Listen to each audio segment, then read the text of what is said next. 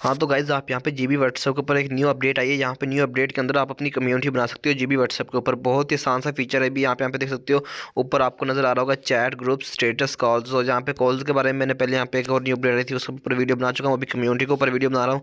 यहाँ पे जैसे आप पहले क्लिक करते थे तो इधर कैमरा आता था, लेकिन अभी चैट की साइड पर लेफ्ट साइड पे कम्युनिटी आ जाती है। आप यहाँ पे अपनी कम्युनिटी बना सकते हो। कोई भी अनाउंसमेंट होगी, कोई भी कुछ मतलब कोई भी प्रोसीजर होगा तो आप यहाँ पे शेयर कर सकते हो इजीली। तो न्यू कम्युनिटी के ऊपर क्लिक करोगे तो वो आप यहाँ से अपनी न्यू कम्युनिटी बना सकते हो, ठीक है।